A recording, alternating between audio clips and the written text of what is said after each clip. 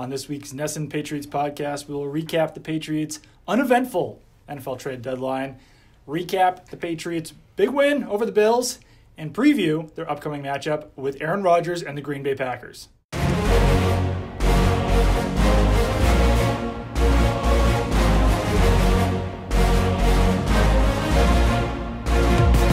Welcome to the NESN Patriots podcast. I'm Doug Kai, joined as always by Zach Cox. Zach, how are you doing?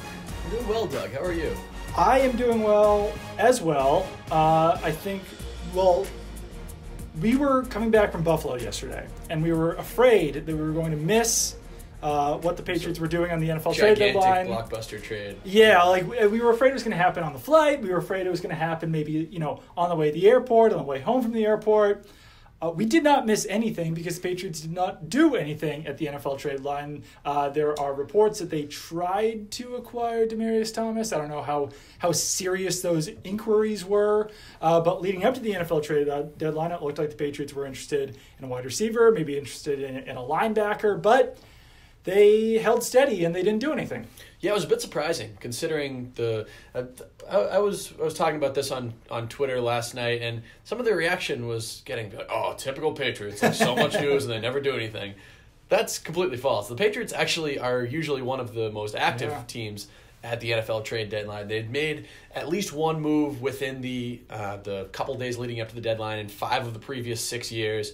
And in that 6th year, they made one, I think it was like October 1st, so it was a couple weeks before the deadline. So they're usually a team that is active at this time of year. And while not all of those trades were the kind of Jimmy Garoppolo, Jamie Collins level blockbusters, they usually will kind of either add or trade away at least one or two players during this time of year. This year, they were happy with what they have, or maybe that's the wrong way to put it, because according to reports, they were kind of involved in trade talks with a lot of teams. I think it was Tommy Curran from NBC Sports Boston that reported they had been in contact with basically every team in the NFL on some sort of trade negotiations leading up to this deadline, but in the end, they stood pat, which is kind of out of character for Bill Belichick. Yeah, and I mean, the trades that were made leading up to the deadline, 1st-round pick for Amari Cooper, 3rd-round pick for Golden Tate, and then a 4th-round pick for Demaryius Thomas plus a 7th-round swap. Yeah. Honestly, if the Patriots had made any of those deals, I might not have panned them, but I would have at least been like, ooh, wow, that was a lot to give up for that player, because Amari Cooper is he's got 1.5 years left on his deal. I believe so, and he's been kind of struggling for the last year or two. He's really been struggling, as you said. And then Golden Tate is on the last year of his contract, so to give up a 3rd-round pick for half a year of Golden Tate, I know that everyone brings up the point where who acquired Golden Tate? The Eagles. Could get a 3rd-round comp pick back for Golden Tate. But that's only if they don't make other moves in free agency, and that's only if a team signs Golden Tate for a contract worthy of a 3rd-round comp pick. So there's no guarantee that they're going to get anything if he walks in free agency. They could re-sign him, but I don't know. I mean, a 3rd-round pick for 8 games of Golden Tate is a whole lot. And then Demaryius Thomas just really has not been the same player that he once was over, really, I guess, probably the last couple of years, right? I think he's on pace for probably some of his lowest output of his career. He's a guy that was a perennial 1,000-yard wide receiver, and he's really kind of back of the pack on that. Yeah, right now. And to give up a 4th-round pick for him when I would assume that they will not keep him next year on that $14 million base salary, that does not seem like good value. So that's once again a 4th-round pick and a swap of 7ths for maybe half a season of Demaryius Thomas. I don't know. I mean, that would not have been good value for the Patriots, and I wouldn't have been shocked if they had made any of those deals, but in my eyes, they just weren't worth it, and obviously to the Patriots, they weren't worth it as well, because they, would have made those deals. They would have made competitive offers at least, and that's not what wound up happening. So, I don't know. I mean, this Patriots team is not perfect, but as I said on Twitter last night, it's an odd season because Brady is somewhat underperforming. Rob Gronkowski is definitely underperforming. The defense is so-so. They're destroying teams they should destroy, but really not doing that well otherwise. Yet they're 6-2 on pace for another 12-4 season, and they're arguably the best team in the AFC because they beat the Chiefs. Yep. So I don't know. I mean, did they need to make a move? No, it would have been a luxury, and Patriots fans were kind of freaking out about it. But I don't know. I don't think it was necessary. It would have helped, though, I think, at the very least. Yeah, like I said before, I'm surprised that they didn't do at least a little bit to maybe get a piece on defense, get a more athletic linebacker, maybe a safety, something like that. Just a little kind of complementary piece that we've seen them, complementary trade that we've seen them make in the last couple of years. I agree with you. I don't think they should have overpaid for one of those kind of bona fide premium wide receivers or whatever the term was going around that they were looking to require. I think that would have definitely been a luxury. I mean, maybe we talked about this before the game the other day with some the Josh Gordon situation, maybe not being 100% with kind of injury risk with Edelman and some of these other guys. So maybe they could have benefited from adding another wide receiver at that or another player at that position. But yeah, I don't think it would have been in their best interest to go out and kind of spend a high draft pick on one of these guys that got moved. So as the team's currently constituted right now, it's good. It's a very good team. Obviously, this team is 5-2. Like you said, Brady isn't 6-2. 6-2, yes. Correct. 5-game winning streak, 6-2 record. Brady hasn't been MVP caliber so far. Rob Gronkowski is definitely way behind the pace that he usually sets, which is a little surprising, and I don't know if it's concerning, but it's definitely he did look a little bit slow too out there on the in the game the other night against Buffalo. But overall, this is exactly where we expected the Patriots to be coming into the season, 6-2 at the halfway point, and well on their way to another AFC East championship. So I guess we won't know for a couple months whether their inactivity at this deadline actually hurt them, but yeah, right now it's just a little bit surprising. I would say that, I mean, looking at the roster, it doesn't matter at this point. The Patriots do have an open roster spot as we're recording this, though. They placed Eric Rowe on injured reserve, so really probably the biggest needs that they had were running back because Sonny Michel's hurt, wide receiver just because there is a little bit of a question mark with Josh Gordon. I think they're fine at wide receiver, but they possibly could have used someone there. Linebacker is their biggest need, because Dante Hightower missed last week's game with a knee injury. He made the trip, which was encouraging, then didn't wind up playing. But then when Landon Roberts went down with his injury as well, that thrust Nicholas Grigsby into the game, and you really don't want Nicholas Grigsby to be playing linebacker for you. Great special teams player, but not somebody you really want out there on defense. Yeah, and he's not the best tackler, I would say. And then adding on to that, Kyle Van Noy also isn't the best tackler. So when those are your two linebackers in the game, Kyle Van Noy makes a lot of plays. He's very disruptive, great pass rusher, whiffs on some tackles. So when those are your linebackers, I mean, obviously it worked out well in the Bills game. They really prevented the Bills from doing anything on the ground, but just a little scary there. And then I guess cornerback is also a little bit of a need. I think they're fine with their starters as Stephon Gilmore and Jason McCourty. Then you do have some good depth there in Jonathan Jones, J.C. Jackson. Duke Dawson will be coming off injured reserve soon. But having Eric Rowe in the mix helped just for insurance purposes, and they don't have that big 6'1" cornerback to serve as insurance purposes in case anything else happens to one of their cornerbacks. Yeah, I think it's going to be really interesting to see how J.C. Jackson and Duke Dawson kind of develop and how they fare over the second half of this season, because J.C. Jackson has made some plays, but he's also committed a lot of penalties. He's still kind of adjusting to the NFL game, really. He was talking last week about how he needs to be physical to be effective, but he's been overly physical and basically just smacking guys in the face and getting holding penalties and all this stuff. Yeah. Didn't play nearly as much against the Bills as he did against the Bears in the previous week. And then Duke Dawson obviously hasn't played all season. He's been on injured reserve, eligible to come off of that next week. But even though he was a high draft pick, they picked him in the second round. I don't think anybody was really impressed with what we saw from him over the summer. The Patriots were giving him a lot of first-team looks in training camp and early in the preseason, and he really just kind of he didn't stand out in that regard. So now after close to 2 months off the field, how is he going to kind of acclimate into that defense?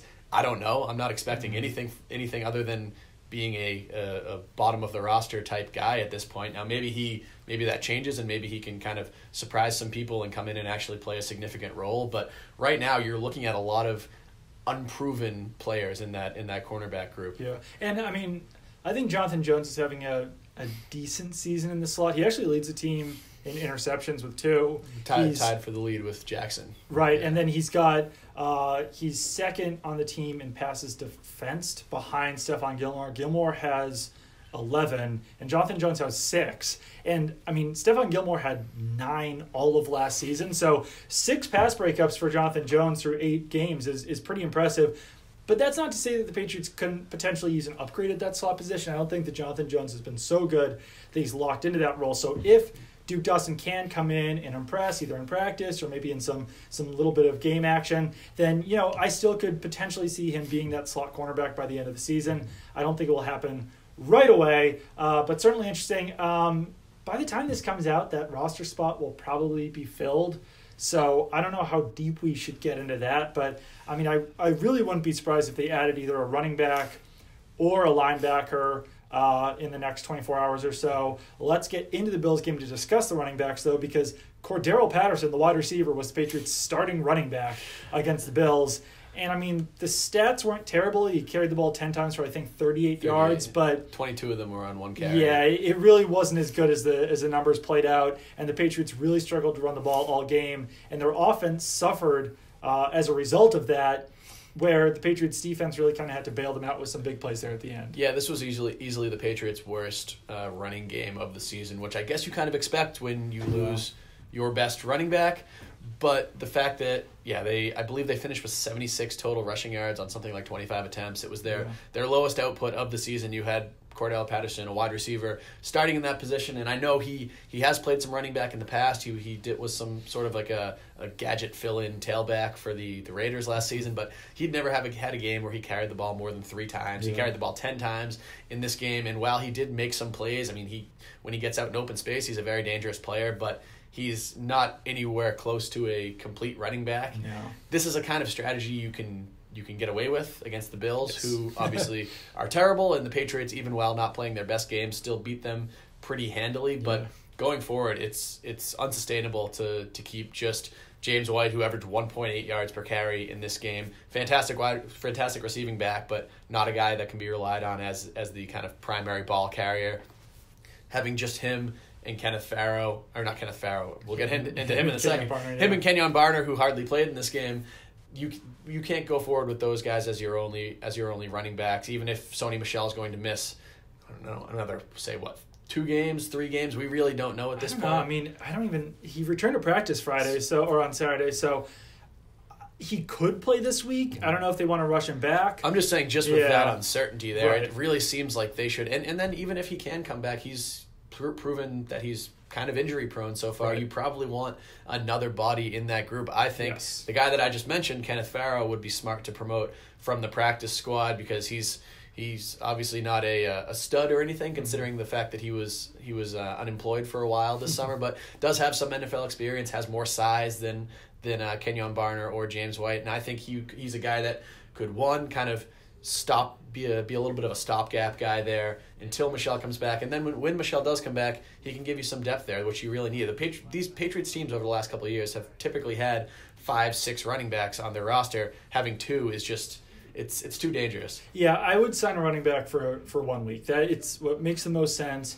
Eric Rowe is on injured reserve. Duke Dawson can't come back until next week, and let's assume that Sony Michel can play next week. So you need a running back basically for 1 week, whether that is Kenneth Farrow off the practice squad, or it's basically just signing a guy off the street, like, if it's Jamal Charles, if it's Orleans Darkwa, if it's Mike Gillislee, just sign a running back for 1 week. They've done this before with, who was the Hawaiian running back that they Joe had? Yosefa? Yeah, Joe Yosefa. They signed him basically for 1 week. He had a great game, too. He had a good game, yeah. Used him as their starting running back. I think it was like week 14 or 15. And it just gets you through 1 week, which is really all they need at this point, to just get through the week against the Green Bay Packers until Michel can come back. And then Rex Burkhead can come back in week 13 against the Minnesota Vikings. So there is eventually depth at the running back position coming. It's just not here right now, and they definitely need to do something about that. Speaking of rushing attacks, the Bills could not get anything going on the ground.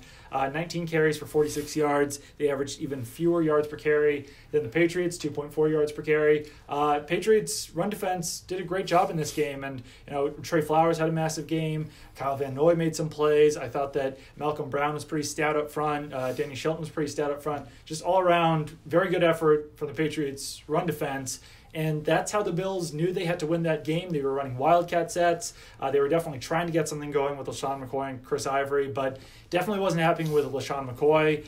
It was happening a little bit better with Chris Ivory, but still not to the degree where the Bills could win this game. Yeah, Chris Ivory was fine in this game. He had a decent, respectable game. What was her 6 carries, 34 yards. 6 carries, 34 yards. Actually, pretty good. Yeah, so not bad. A lot of the Bills' best rushing plays were when Ivory was in the game and McCoy was not, because LaShawn McCoy he couldn't run anywhere in this game. He was good as a receiver, but not as a running back. He was good as a receiver, but this was one of the crazier stat lines I've seen all season. I mean, the fact that LaShawn McCoy picked up 12 yards on his first carry, then he carried the ball 11 more times for 1 total yard, which is incredible. I mean, I know LaShawn McCoy hasn't been the player this year that he has been in the past, where he's been making Pro Bowls and all-pro teams and all that, but to hold a premium running back like that to 1 yard on 11 carries, to hold any running back to 1 yard on 11 carries is seriously impressive, and I think that this was one of the better showings of the year from this Patriots defense. Yeah, absolutely, and let's just get into the pass defense as well before we get into the Patriots passing offense. Derek Anderson did throw for 290 yards, but it didn't really matter. The 290 yards barely even mattered. I mean, the Bills only got on the board twice with 2 field goals. They didn't even get inside their red zone. So definitely an overall good performance by the Patriots defense. I think it was probably their second best showing of the year for me. The best showing of the year was against the Dolphins, especially since the Dolphins are better on offense than the Bills are. But, the Patriots offense definitely did a very good job of shutting down the Bills. Stephon Gilmore had another good game. He did allow a 40-yard catch, but had 2 more pass breakups, only allowed 45 yards on the afternoon. He's been doing a great job shutting down big wide receivers in 3 consecutive weeks now against Sammy Watkins, Allen Robinson, and now Kelvin Benjamin. And really, after week 3, he's been shutting down wide receivers in general on the Patriots defense. Otherwise, Patriots actually got on the board with some sacks in this game. Kyle Van Noy had 2 sacks. Adrian Claiborne had 1 sack. And Kyle Van Noy also had the strip sack. So, big game by him. And the biggest play of the game was probably by free safety Devin McCourty. Yeah, this was a game in which the Patriots defense made some big plays, which has been a little bit of an issue for them at some points this season. Like you said, Kyle Van Noy had the strip sack. And then Devin McCourty had 84-yard pick 6 right near the end of the game. That kind of... It was actually pretty funny to see the Bills fans stream out of the stadium as soon as it was really. Devin McCourty stepped in front of this Derek Anderson pass, and by the time he was probably at the 20-yard line, every seat was empty. Guys were just streaming out of the stadium. They were like, "All right, we're done," because that really was the nail in the coffin, and Devin McCourty actually he traveled faster on that play than any player in the NFL on any play this season, according to Next Gen Stats from NFL.com, which is seriously impressive, and Devin McCourty has really bounced back well from that kind of rough 2-game stretch he had against the Colts and the Chiefs a couple weeks ago. Yeah, it's funny. Everyone's still really down on Devin McCourty, but I mean, the guy's had 2 bad games in 8 games, and obviously, you don't want to see 2 bad games from anyone, but it really does look like those 2 games were an anomaly for Devin McCourty, and he was moving as fast as ever on that interception return. It was a great play by him to jump the route and make that pick. So definitely impressive stuff from Devin McCourty there. Patriots passing offense, it was fine. Tom Brady put up 324 yards, but they just really can't get Rob Gronkowski going. He had 3 catches on 8 targets for 43 yards. Usually he destroys the Bills, but I don't know. I guess it is maybe time to worry about Rob Gronkowski a little bit. Yeah, I mean, the Patriots passing offense was incredibly reliant on Julian Edelman and James White in this game. Both of them had pretty fantastic efforts. It was easily Edelman's best game since he returned from his suspension a couple weeks back. James White continues to do James White things. I mean, what did they combined for 19 catches, and Tom Brady only had 29 completions. So they combined for 19 catches or 19 of Tom Brady's 29 completions in that game. Outside of that, I mean, Chris Hogan had a couple of nice catches, including one right down near the goal line to set up James White's touchdown run. Josh Gordon, a couple nice plays too, but also he dropped what could have been a big play on the opening drive. Was that a drop? He kind of had a couple drops. They both weren't glaring drops. You're still seeing some of the plays too where it looks like Tom Brady expects Josh Gordon to be 6 inches to a foot in one way, and because he's not, then it kind of just prevents what could be a pretty easy completion. But outside of that, I think Rob Gronkowski's performance is one of the bigger takeaways to take away from this game, especially considering how dominant he's been against the Bills in the past, and now it's kind of becoming a trend that he's just underperforming, I guess, so far. And I don't know how much blame to put on Rob Gronkowski, how much blame to put on the offense as a whole, how much blame to put on Tom Brady, but he just, ever since really week one, he hasn't looked like, I guess week one and then that fourth quarter against the Chiefs, he hasn't looked like the dominant force that we're used to seeing from Rob Gronkowski. He was targeted once near the goal line in this game on Monday. That was just his second red zone target of the entire season. He doesn't have a touchdown since week one. It's strange to see from a guy who's really been the number one guy in this offense for a couple of years now. Yeah, it's really weird. Going back a little bit, Brady completed 84% of his passes, targeted to James White, Julian Edelman, and Chris Hogan, so definitely good on their part. But yeah, Gronk, he has one touchdown in the season in 7 games. And I mean, he's projected for his lowest stat line in a season in which he plays at least 14 games since his rookie season, when he had 42 catches for 546 yards. But even in that season, he had 10 touchdowns. To start off his career, he had 10 touchdowns in 16 games, 17 touchdowns in 16 games, 11 touchdowns in 11 games. And then, I mean, when he's played, 15 games or more, he's had double-digit touchdowns. He only had 8 last year in 14 games. So maybe we're starting to see his touchdown trend a little bit downwards, because in 2016, he only had 3 touchdowns in 8 games. And now, like I said, 1 touchdown in 7 games. It's going to be really hard for him to hit his contract incentives, because he needs, 70 catches, 1,085 yards, and 9 touchdowns, right? Yeah. And, I mean, he's on pace for 58 catches for less than 900 yards and only 2 touchdowns right now.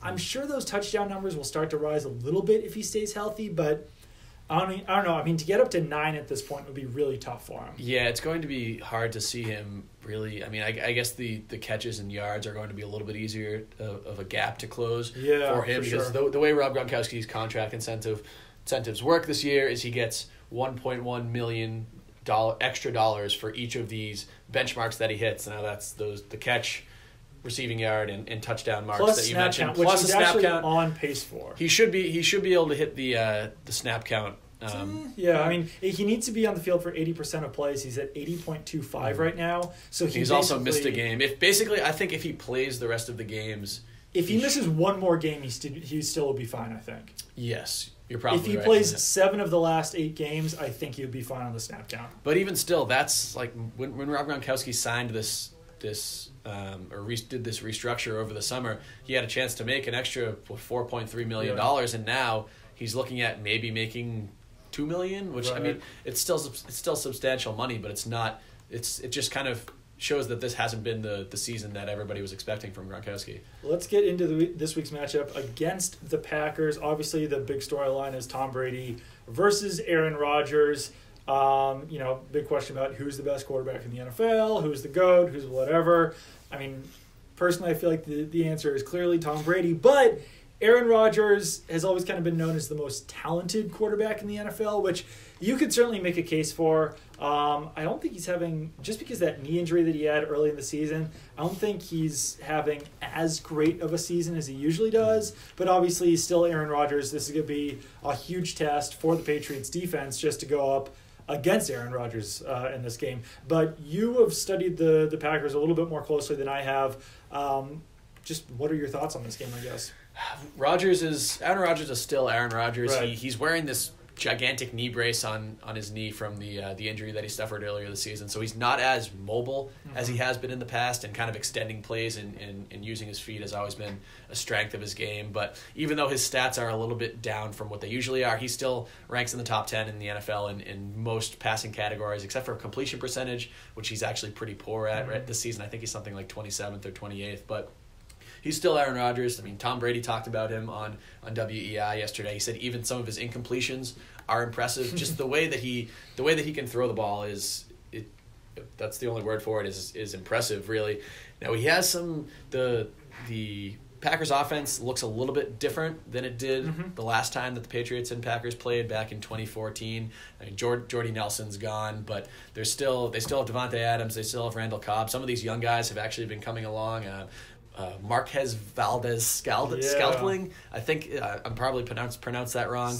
Scantling, he had a really strong game the other day against the Los Angeles Rams. They really gave the Rams the closest kind of test that they've had this season. The Rams obviously still are undefeated, and Aaron Rodgers would have had a chance to win that game if Ty Montgomery hadn't made that kind of boneheaded decision to take the kickoff out of the end zone, end up fumbling, and then end up getting traded away for a 2020 7th round pick 2 days later, which is basically saying, take this guy off our team. We really do not want him anymore. Yeah. But they traded Montgomery at the deadline. They traded Clinton-Dix at the deadline, which is a little bit of a surprise considering he's not really playing at a Pro Bowl level this year, but he's played every single defensive snap for them. He's their starting safety. So now they're going to be kind of rotating. Sounds like they'll be rotating through some younger, kind of less heralded players at that position. So I guess that should bode well for the Patriots, considering how good Tom Brady is at taking it, kind of exploiting weaknesses of a defense. But this is still a very solid Packers team, and I expect this game to be close. I mean, the Packers are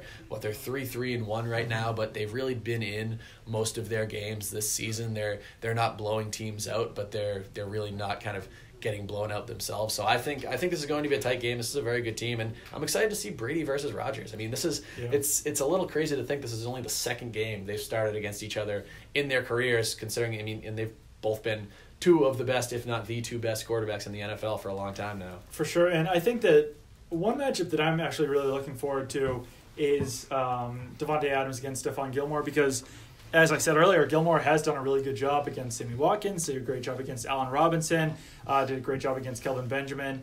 And, I mean, heading into the season, I probably would have put Devontae Adams, like, on par with Watkins and Robinson. Kelvin Benjamin sucks, but the other two, I think that they were all, like, as far as, like, fantasy goes, as far as, like, a lot of things goes over the last few years, he's kind of been on the same pace as those types of players. I think he probably is a little bit better than Watkins and Robinson, though, so this might be Gilmore's biggest test of the season so far. And, I mean, if he's able to shut down Devontae Adams, then the Packers really don't have much of a chance on offense, I don't think. I like Aaron Jones as a running back, but the Packers have been a little bit hesitant to use him as much as they should. They've also got Jamal Williams. Like you said, they just traded away Ty Montgomery. But, I mean, this is a game the Patriots should win, I think. But if there's a loss on the schedule, upcoming, then maybe this could potentially be it, just because the Patriots don't face a lot of other big challenges over the course of the season. They are playing the Vikings, and they are facing the Steelers. Steelers are on the road. Vikings and Packers are at home. So I don't know. This is just one of those games to keep an eye on as far as potential losses as the Patriots go on down the schedule. Yeah, I would agree with that. I mean, that's kind of what this was back in 2014 when these teams played. I believe this was the last game that the Patriots lost before they went on to win the 2004. Lost the Bills in Week 17. Oh, that doesn't even count. Yeah. Yeah. So yeah, it's when you play against a team with Aaron Rodgers at the quarterback and with the talent that he still has around him, it's going to be a tough game. And one guy that I'm kind of have my eye on now is Jair Alexander. Oh yeah, for sure. The Packers rookie cornerback who. It was really interesting listening to Bill Belichick talk about him yesterday. He was on a conference call with Packers media that he does every week with the kind of opposing teams' reporters, and he basically made it sound like the Patriots would have drafted Jair Alexander if he was still around at number 23. The Packers ended up picking him up at number 18, and while he's been a little bit injured this season, he had 5 pass breakups on Sunday. It was easily his best game of the season. He's really kind of a rising star in that secondary, playing over there with Tramon Williams and a couple other players in there. So I think he's a guy that could really have an impact on this game. It seems like Bill Belichick really has kind of high respect for him. What did he say here? He says he's going to be going to have a great career in this league. I think he'll be one of the top corners in the game for quite a while now. So he's going to be an interesting guy to watch out there on Sunday. Another one is just defensive tackle Kenny Clark. He's having a really big season for the Packers with 4 sacks. He's getting a lot of pressure. He's not something that you usually see out of kind of a nose tackle type, but he's had a couple good seasons in a row. Obviously, the Packers also have Mike Daniels, who's always dangerous. So, yeah, there's definitely some pieces there on that defense that can make some plays for the Packers. So this is going to be one of the games of the year for the Patriots. It's on Sunday night. It's our last night game in this stretch of 4 out of 5 night games, which is thank God for that. But I think that's all for here for now, as our good friend Will Benenson would say. And keep it on NESN.com for all of your Patriots coverage. Follow me on Twitter at Doug Kyde. Follow Zach on Twitter at ZachCoxNESN. And we will be back next week with another podcast recapping this game and then previewing the Patriots' upcoming matchup against the Titans. Tennessee Titans. Yes. I don't know schedules. We're on to the Packers. All right. Thank you for listening and all that stuff.